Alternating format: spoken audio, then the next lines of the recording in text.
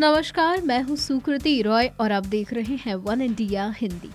केंद्र की नरेंद्र मोदी सरकार ने 2019 के लोकसभा चुनाव से ठीक पहले एक बड़ा फैसला लेते हुए उच्च जातियों के आर्थिक रूप से कमजोर लोगों के लिए 10% आरक्षण का ऐलान कर दिया है। केंद्र कैबिनेट की बैठक में फैसला लिया गया कि शिक्षा और सरकारी नौकरियों में आर्थिक रूप से कमजोर उच्च जाति के लोगों को भी आरक्षण दिया जाएगा। इस फैसले के बाद आरक्षण का कोटा 49.5% से बढ़कर 59.5% हो जाएगा। हालांकि अभी ये केवल ऐलान भर है, जिसके लिए संविधान में संशोधन बिल पास कराकर कानून बनाया जाएगा। ऐसे में ये जानना जरूरी है कि 10% सवर्ण आरक्षण का लाभ लेने के लिए कौन कौन से डॉक्यूमेंट्स जरूरी होंगे। बता दें कि केंद्र सरकार के फैसले के मुताबिक इस आरक्षण का लाभ आर्थिक रूप से कमजोर सवर्ण समाज के लोगों को ही मिलेगा। 10% आरक्षण के दायरे में आने और इसका लाभ लेने के लिए अभ्यर्थी के पास कौन कौन से दस्तावेज होने चाहिए, आइए आपको बताते हैं।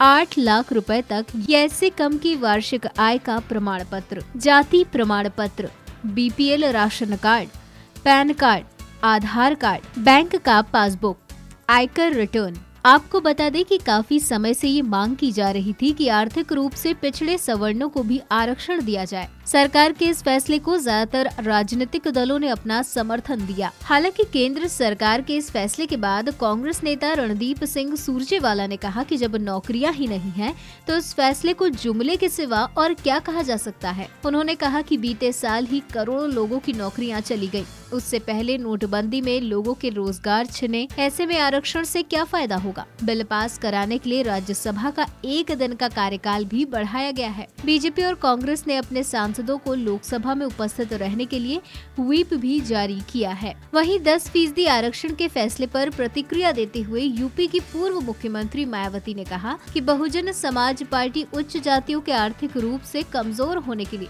आरक्षण का स्वागत करती है। केंद्र सरकार द्वारा लिया गया ये फैसला सही है, लेकिन इस फैसले के पीछे की मंशा सही नहीं है। 2019 के लोकसभा चुनाव से ठीक पहले लिया गया ये फैसला हमें सही नियत से लिया गया फैसला नहीं लगता, बल्कि एक चुनावी स्टंट लगता है, राजनीतिक छलावा लगता है। अच्छा होता अगर बीजेपी अपना कार्यकाल खत्म होने से ठीक पहले नहीं, बल्कि और पहले इस फैसले को ले लेती। मेरा मानना है कि विभिन्न अल्पसंख्यक धार्मिक वर्गों के गरीब लोगों के लिए भी आरक्षण का दायरा बढ़ाना चाहिए। गरीबों, आदिवासियों और दलितों का आरक्षण केवल शिक्षा क्षेत्र या नौकरियों तक ही सीमित नहीं रखना चाहिए, बल्कि जिन क्षेत्रों में अभी तक आरक्षण नहीं मिला है, वहाँ पर भी इसे लागू करना चाहिए। फिलहाल इस वीडियो में इतना ही। ऐसी ही कई अन्य जानकारियों के लिए बने रहिए हमारे साथ।